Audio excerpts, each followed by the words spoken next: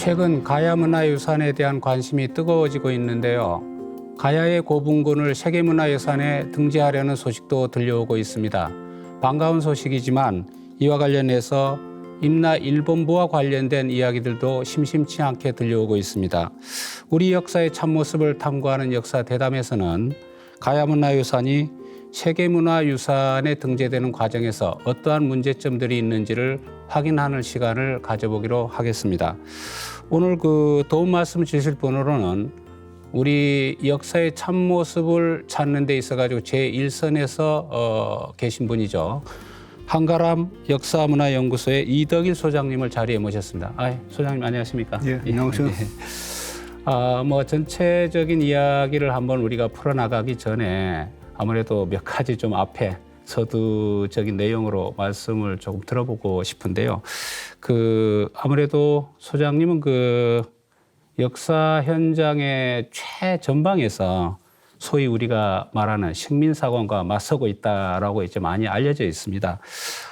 또 스스로 제야사학자라고 또 하신다고 그런 말씀을 들었는데, 이 제야사학자와 식민사학이라는 이 내용에 대해 가지고 조금 한번 말씀을 들려주셨으면 고맙겠습니다. 그래서 제가 스스로 제야사학자라고 말한 적은 없고요. 없습니까? 제야사학이라고 불러도 굳이 그걸 이제 반박하거나 이제 그러지 않았다는 의미인데요.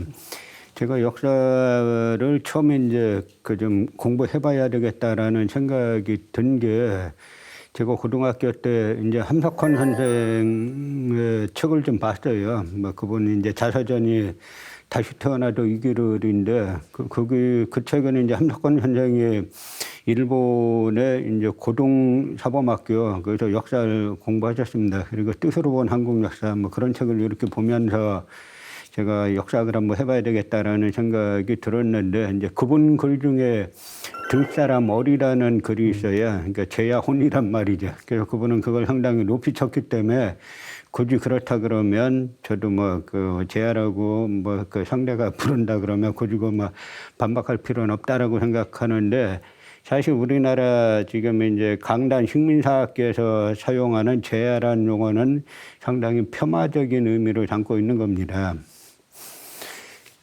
이것을 이해하려면 우리가 이제 해방 공간이라고 부르는 1945년부터 1948년 8월 15일 이제 환국정부라 그러죠. 해외에서 이제 와가지고 돌아와서 이제 세운 정부, 그 기간 동안에 있었던 일들을 이제 알아야 되는데요. 그때 역사학을 집단으로 한, 요즘으로 치면 학회라고 말할 수 있는 집단이 이제 세 그룹 정도가 있었어요. 하나는 독립운동가의 역사관을 계승한 민족주의 역사학이고, 또 하나는 이제 사적 유물론을, 마크스의 사적 유물론을 지지하는 사회주의 계열 역사학자고, 또 하나는 바로 이제 조선총독부 조선사 편에서 근무했던 식민사학자들, 요 세 그룹 정도가 있었습니다.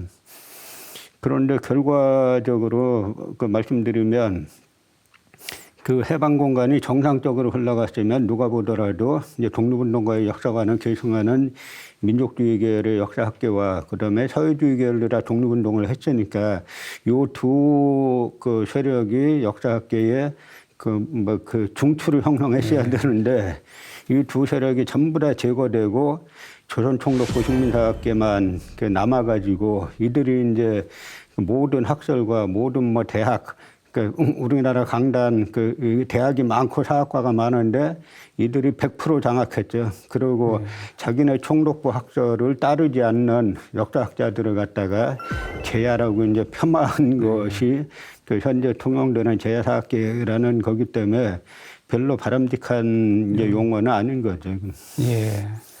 함석헌 선생의 뜻으로 본 한국사, 참 오랜만에 좀 저도 들어보는 이야기입니다. 저도 이제 한때는 읽어는 봤었습니다만은. 근데 원래 그 책은 이분이 이제 대일 항전기 때 쓰신 건데, 그 1940년대에 군국주의를 달려갈 때 이분이 이제 그 당시 서울 오류동에 그 이제 자기네 동지가 있었는데 거기에서 연말연시에 이제 강연했던 걸 묶었는데 처음에 제목은 성서적 입장에서 본 조선 역사였죠. 그러다 나중에는 이제 성서적 입장으로 본 게 너무 그 좁다라고 해가지고 그걸 뜻으로 본 한국 역사를 바꿔서 그 다시 출간한 그런 책이죠. 예.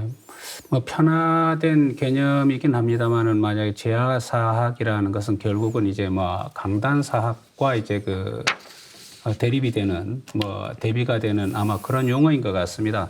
예, 그렇게 본다면은 이 그 어쨌든 그 이후의 과정을 보면은 제야사학은 이게 소수가 되고 거의 이제 그 주류가 된 것은 뭐 강단사학이라고 봐도 되지 않겠습니까? 그 과정은 어떻게 되는데요? 그러니까 그게 이제 항상 이 정치적인 부분하고 이제 같이 맞물려 들어갔습니다. 네.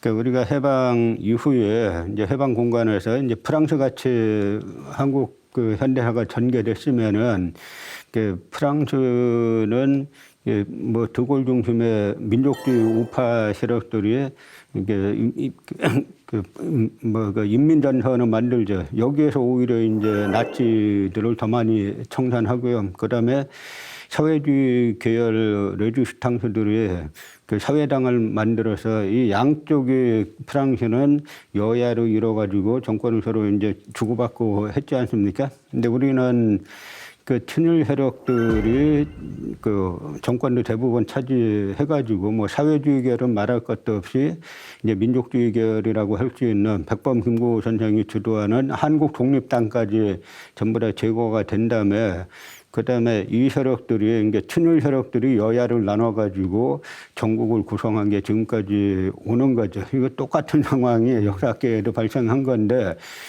총독부에서 총독부 조선사 편수에서 뭐 일본인들의 그 사주를 받아가지고 우리 역사를 난도질하던 뭐 그 유병도 신석호 뭐 이런 사람들이 역사계를 100% 장악했고 그 기구를 장악한 거죠. 그러니까 대학을 장악하고 그래서 유병도 씨 같은 경우는 뭐 서울대 국사학과 서울대 사학과를 장악하고 신석호 씨 같은 경우는 고려대 사학과를 장악하고 그다음에 또 조선사 편수회가 그 당시 이제 국사관으로 바뀌는데 여길 또 신석호가 장악하고 뭐 이런 과정에서 그 해방 이후에도 그 이 사람들의 문제점은 뭐냐면 이 사람들이 역사라는 게 어떻게 보면 좀 전문적인 학문의 성격이 있기 때문에 일본인들에게 비록 배웠지만 이게 해방 후에 우리가 역사학계 주류가 됐는데 이건 잘못됐다라고 하고 그 일본인들한테 배운 식민사관을 청산하는 과정을 거쳤으면은 이분들이 아마 국민적인 상당히 지식인으로 추앙을 받았을 텐데 해방 이후에도 이 사람들은 일제 식민사관을 하나뿐인 정설로 만들고 여기에서 벗어나는 뭐 학설을 주장하면 학교에서 완전히 그 휴회시키고 논문 통과도 안 시키고 그다음에 대학에 자리 잡는 걸 더더욱 불가능하게 만들어 놨기 때문에 제가 그래서 가끔 이제 그런 얘기를 합니다. 뭐냐면 우리 속담에 바늘도둑이 소도둑 된다고 하지 않습니까? 그러니까 바늘을 훔쳤을 때 어머니한테 혼나야 되는데 잘했다라고 칭찬받기 시작하면 차차 커져서 이제 소로 끌고 온다는 건데 현재 우리나라 이제 강단사 그러니까 사람들이 제가 이제 유튜브에서 이러고 역사 TV에서 강단사학이라는 이야기를 하니까 그 질문이 올라와요. 강단사학이 뭐냐고. 그러니까 그 판을 잘 이해 못하면 그런 질문할 수가 있는데요. 우리나라 역사학계 그 대학 사학과를 100% 장악했다고 봐도 과언이 아닌 거죠. 그래서 100% 장악하고 그 총독부 역사관은 하나뿐인 정설로 만들어 놨죠. 그러다 보니까 지금까지 우리나라가 지금 해방 이후에 뭐 평균 국민소득이 뭐 60몇 달러, 뭐 50몇 달러 이렇다라고 하는데 지금 3만 달러 이상 가는 상당히 이제 중요한 국가가 되었는데도 그건 외형만 커진 거지 머리는 여전히 이제 총독부 역사관이 지배하고 있으니까 이제 그 문제를 계속 지적하는 겁니다. 예, 총독부의 역사관 사실 뭐 그 이제 해방 이후에 뭐 청산되지 못한 역사, 청산되지 못한 역사학이라고 이야기해도 될 것 같습니다. 그때의 이제 그 잘못 꿰어진 단추가 이제 오늘날까지 뭐 이어져 내려오고 있다라고 이제 그 볼 수가 있는데 사실 이렇게 본다면 사실 더 궁금한 거는 뭐냐면은 이제 소장님이께서 이제 뭐 그런 어떻게 보면 그런 틀 안에서 공부를 하셨지 않습니까? 예. 그런데도 불구하고 우리 역사의 진실에 어떻게 그 눈을 뜨게 되었는지 궁금합니다. 그러니까 제가 함석헌 선생의 책을 보고 그 사학과를 선택했을 때는 뭔가 이게 지사학문 뭐 비슷한 느낌이 있어가지고 들어갔는데 들어가서 배우는 거 보면 전혀 이제 그런 시스템이 아니에요.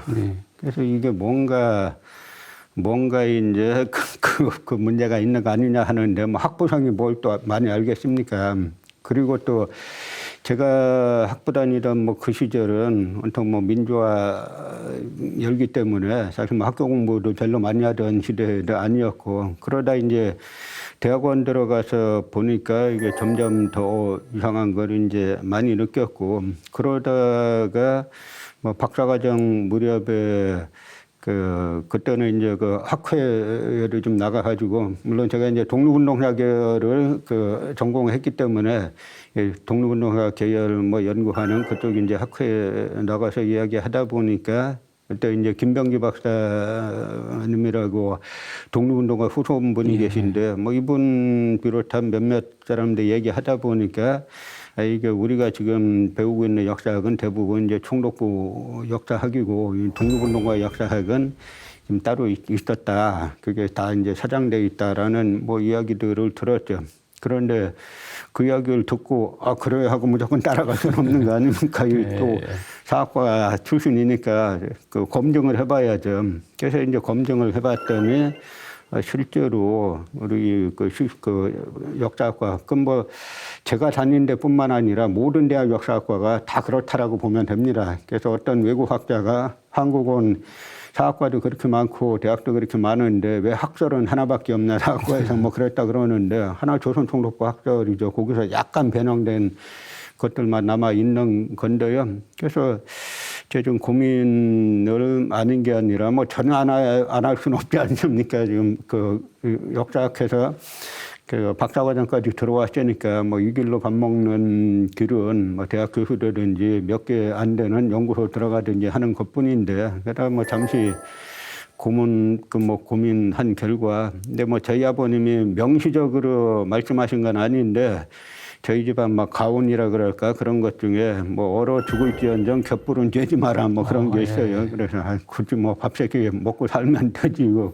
굳이 제가 공부하려고 왔는데 자기 공부해서 그 체득한 진실과 뭐 다른 이야기 해가면 더 뭐 평생을 사느니 조금 이제 배가 고프더라도 그 확인한 진실 이걸 갖다 이야기해야 되겠다라고 생각을 하게 됐죠.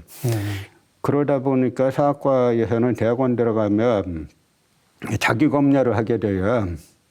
그래서 대학 교수 되거나 뭐 이걸로 어디 취직하려고 하다 보면 자기 검열해서 총독부 역사관에 맞춰야 됩니다.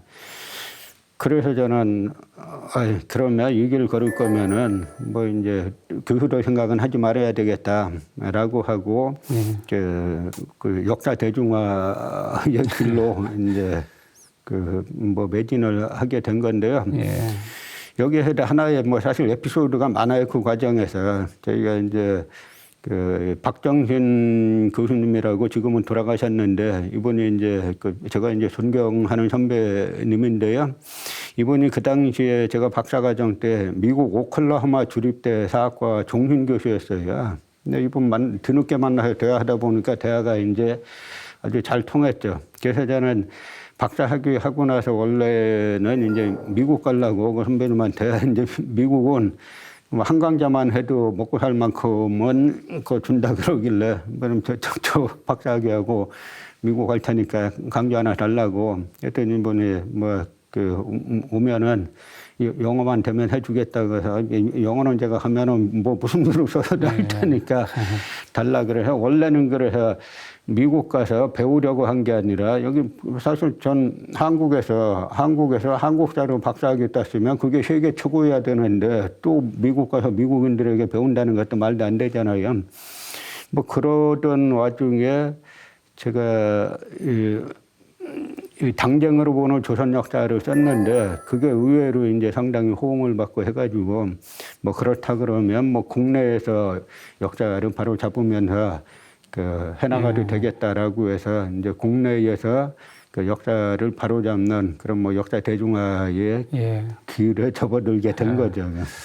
뭐 여러 분들의 노력과 만남, 아까 뭐 독립운동가 후손 김병기 씨와의 어떤 그 일화도 있었고, 또 뭐 각오는 참 그 멋있는 것 같습니다. 얼어 죽을지언정 겹부는 쉬지 마라. 예, 그렇게 해서 뭐 아주 일관되게 이 역사의 참모습을 찾기 위해서 매진해 오셨는데, 그 학위 논문은 어느 분야로 어떻게 쓰게 됐습니까? 그 뭐 독립운동사 계열이죠. 이제 만주 지역 이제 독립운동사 계열인데 그 제가 원래 저희 전공은 이제 그 사회주의 계열 공부를 좀 했어요. 왜냐하면 이제 그 우리나라 이제 사회주의 계열 독립운동가들이 어떻게 보면 상당히 이제 그 불쌍한 분들이죠. 남한에서도 버림받고 어떻게 보면 북한에서 인정 못 받고 하는 뭐 그런 분들인데 뭐 그쪽 만주 지역 그 독립운동사에 이제 관심이 많아가지고 뭐 학위는 이제 그쪽으로 받았죠. 예. 그런데 공부를 하다 보니까 그러니까 근현대 이쪽 쪽 공부를 하다 보니까 결국은 이 한국사의 원뿌리를 몰라서는 안 되겠다라는 생각이 들더라고요. 저희 또 그 선배 중에 이제 박양식 선배란 분이 계신데 이분은 서양사를 한 분인데 지금 그분도 돌아가셨는데요. 그 저를 한번 찾아와 가지고 유 소장 내가 서양사를 깊이 공부하다 보니까 한국 상고사, 한국 고대사에 관심이 상당히 생기더라 이거예요.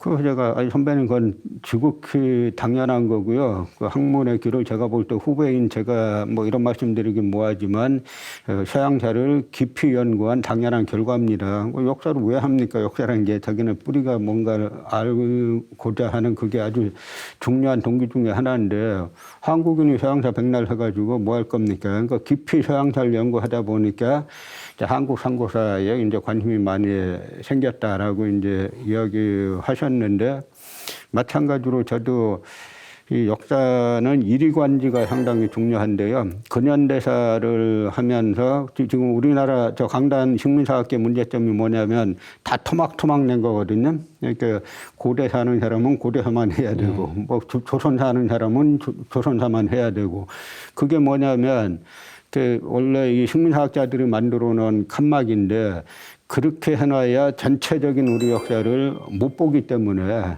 그러니까 조각조각 다 식민사학으로 그 유지하면은 전체가 이제 식민사학이 되는데 이리관지하게 되면은 이게 뭔가 문제를 계속 제기하게 돼 있죠.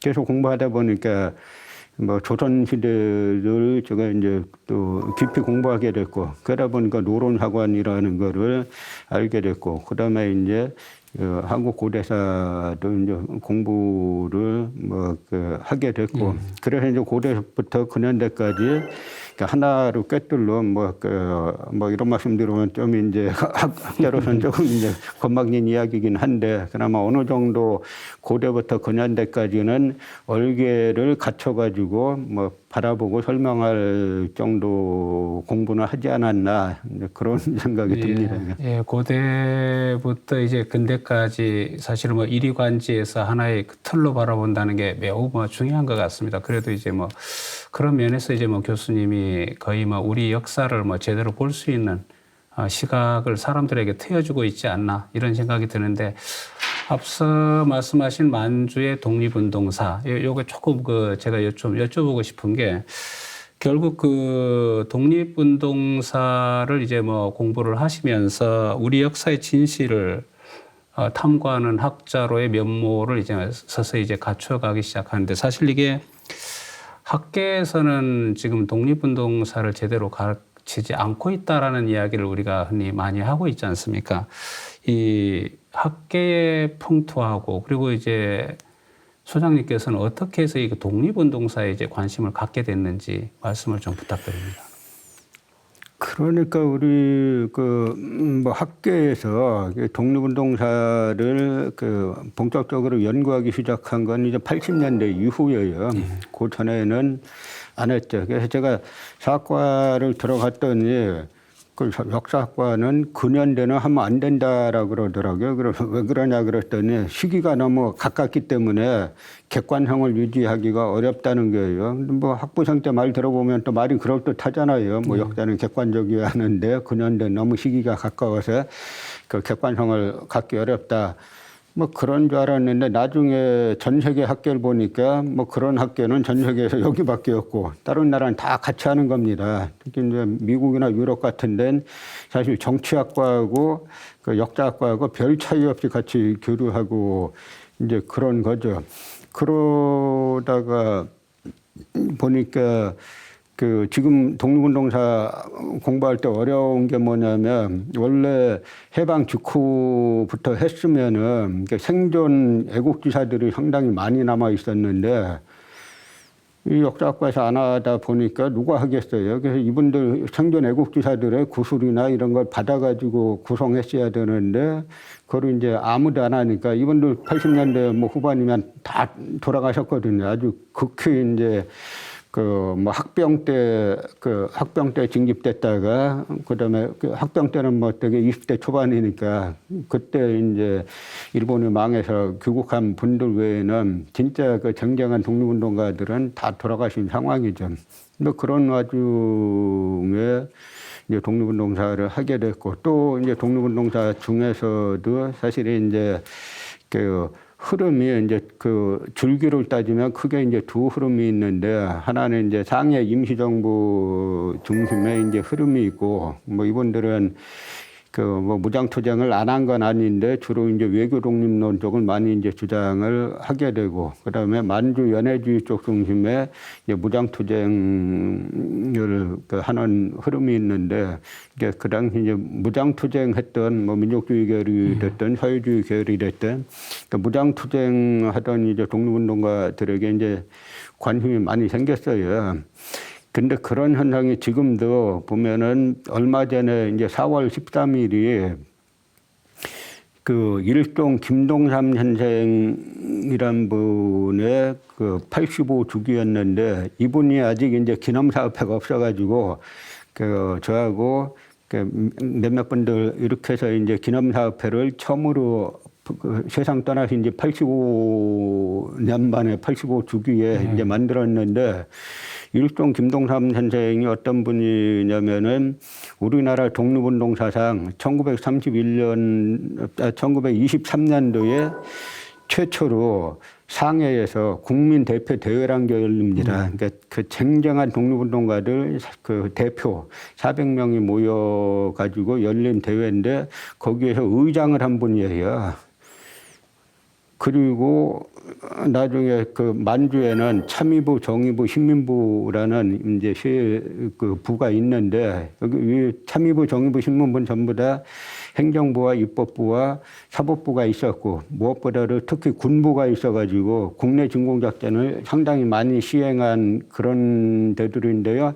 이 준정부 조직이죠. 이 삼부 통합운동이 일어나서 그 통합운동의 결과 혁신위회라는 게 만들어지는데 그 혁신위회 또 의장을 한 분이에요. 근데 이런 분에 대한 사적이 전부 다 묻혀져 있고 그것이 뭐냐면 제가 예전에 만주 답사 다니면서 저 환인에 가면은 대종교 삼종사 묘역이 있어요. 나철 선생 비롯해서 뭐 그 세 분의 그 대종교에 쟁쟁한 분들 세 분의 묘역이 거기 조성되어 있는데 뭐가 아는 분도 없고 그런 게 지금까지 현실인데 그 현실들이 뭐냐면 다 이 학계 자체가 그 지금 그 80년대 말 이후로 뭐 독립운동사는 조금 하는 듯 하더니 지금 또다시 이제 쇠퇴했죠. 이거 쇠퇴한 이유도 뭐냐면 식민사학 이쪽이 워낙 강하니까 결국은 독립운동사 하다 보면은 그게 식민사학 비판으로 이어져야 되는데 식민사학 비판으로 이어지면은 그다음에 상당히 학계에서 어려워져요. 그러니까 저기 이제 좀 뭐 보신이라 그럴까, 예. 그다음에 눈치 봤다 그럴까, 이제 그런 결과 지금은 사실 독립운동사도 하는 분들이 대폭 줄어들어 가지고 이것도 나중에 어떻게 할 건가, 나중에 이제 큰 문제가 될 거로 생각합니다. 이건. 예. 일송 김동삼 선생요. 예.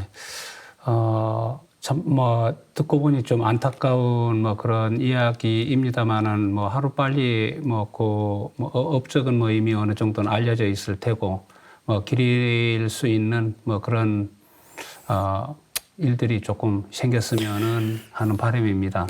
제가 그분에 대해서 일종 김동남 선생에 대해서 특별히 이제 애정이라 그럴까, 애정이라기보다 존경하게 된 건 예. 이분이 체포가 돼가지고 1937년도 4월 13일 날 세상 떠나시는데요. 그 떠나실 때 유언이 뭐냐면 나 죽은 후에 이 식민지 치하에서 무덤 만들지 말아라. 예. 그냥 화장해서 강물에 뿌려라. 그럼 내가 죽어서도 외놈들이 망하고 나라가 광복되는 걸 보겠다. 이게 이제 전원으로 들리는 유언인데요. 이때 이분이 이제 옥사하실 그 무렵은 일본이 너무 잘 나갈 때예요. 전향자가 속출하고 막 그럴 때인데 그때 이제 한을 품고 돌아가시면서도 그 식민지 치하에 내 무덤 만들지 말고 나를 갖다 화장해서 강물에 뿌리면은 외놈들이 망하고 이 나라가 이제 광복되는 걸 보겠다라고 했는데 그분의 그런 유언에 우리가 비춰볼 때 우리나라가 지금 경제는 상당히 성장했지만 역사관이나 정신적인 측면에서 볼 때 후손들이 상당히 이제 부끄럽게 여겨야 된다는 것이고 당연히 그 코로나 시국에서 그 기념사업회를 개최했는데 백범 기념관의 컨벤션 센터가 제일 큰 데인데요. 거기가 거의 꽉 찼어요. 그래가지고 그 우리가 안 해서 그렇지 하기만 하고 알려지기만 하면은 우리 민족이 언제든지 다시 불붙을 수 있구나라고 하는 이제 그 생각을 또다시 한번 확인했습니다. 네, 그래도 다행입니다. 꽉 들어찼다고 하니까 그래도 사실 이 순국 선열들이 이게 어떤 정신으로 이 나라를 지켜왔는지 이러한 것들을 학교에서 계대로 사실 배울 수만 있다면 어떤 생각으로는 이제 소장님 같은 분이 제2회, 제3회 계속해서 나오지 않을까 하는 이런 생각도 듭니다만은 소장님께서도 사실은 이제 아까도 앞에서 잠깐 말씀을 있었습니다만은 학교에 남아가지고 우리 역사의 진실을 소신껏 가르치는 방법이 혹시 있지 않았을까요? 아니라면은 이게 어떤 기존 사학계하고의 어떤 문제가 있다라고 볼 수도 있겠죠. 그러니까 그런 것 같아요. 뭐냐면 이제 우리가 흔히 역사를 볼 때 한인이 불량배 바지가랑을 타고 들어가 가지고 나중에 한다라고 하는 건데 그런 것하고 역사는 조금 달라서 저는 과정도 상당히 중요하다고 생각합니다. 그래서 그 과정부터가 이제 안 맞게 되는 거죠. 그래서 만약에 기존의 정상적인 방법을 통해 가지고 대학 교수가 된다거나 하려고 하면은 스스로 검열할 수밖에 없게 돼 있는 구조예요. 그래서 그거는 양립이 불가능하고 그런 와중에도 이제 제가 이제 신한대란 데서 잠시 이제 한류학과 대학원을 만들어서 거기 한 2년 동안 제가 근무를 했고 그다음에 지금은 춘천향대학교에서 글로벌 한류 문화학과 만들어서 거기서 지금 대학원생들이 한 20여 명 같이 이제 공부를 하고 있는데요. 저희는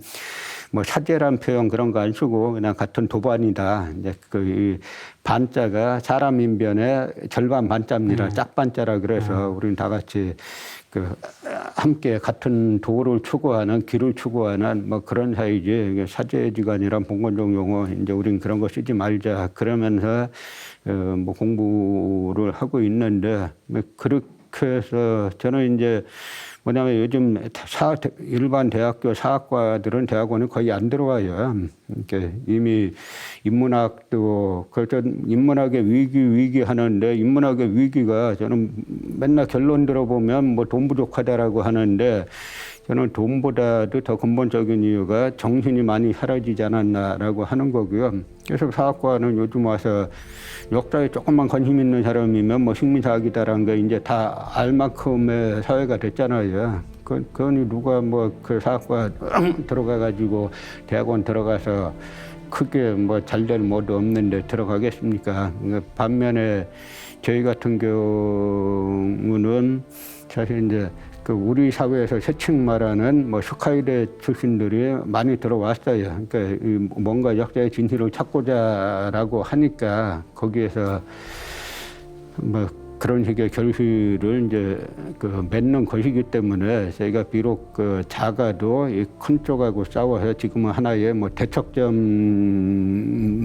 이제 형성됐다라고 보니까 조금만 더 긍정적으로 뭐 그 생각한다면은 그 바뀔 수도 있지 않을까라는 희망적인 생각을 이제 갖고 있습니다. 지금 가야사를 갖다가 가야 고분을 유네스코 등재하면서도 여기에 임날본부를 끌어들인 이유도 이 부분 무너지면 그러니까 식민사학의 축이 몇 가지가 있는데 그 하나는 이제 단군은 가짜라는 그 뭐 단군 국조 단군 부인론이 있고요. 또 하나는 낙랑군 한사군이 그 낙랑군은 평양에 있었고 그다음에 한사군은 북한 지역에 있었다라고 하는 한사군 한반도설이 있고 그다음에 이제 그 임나는 가야다라고 하는 임나 가야설, 임나일본보설 뭐 이것이 있죠. 가장 핵심이 이제 임나일본보설이 그 소위 말하는 일본이 그 한국을 정벌하는 논리라는 뜻의 정한론의 이제 핵심 논리이기 때문에 다 여기에 맞춰져 있는 겁니다. 그냥 임나가 가야다라는 전제에서 지금 그 가야사를 이제 복원한다고 하다 보니까 지금 엄청난 문제들이 그 노정돼 있는데요. 그 여기에 지금 국고 1조 2천억 원을 뭐 요 문제에 맞지는 건 아니지만 국고 1조 2천억 원이라는 뭐 어마어마한 천문학적 돈이 여기에 이제 되고 있는데 문제는 이게 식민사관의 핵심인 임나 가야설을 복원하는 쪽으로 지금 국내에서 진행되고 있고 이걸 갖다 그 유네스코에 뭐 등재하려고 하고 있고 그 전북 남원 시민들 같은 경우 거기 이제 그 일본석에 나오는 김은국이라고 그러니까 이분들이 우리가 그런 고대부터 왜 식민지였단 말이냐라고 해서 상당히 강한 이제 시민적 반발이 일어나고 있는 중이죠.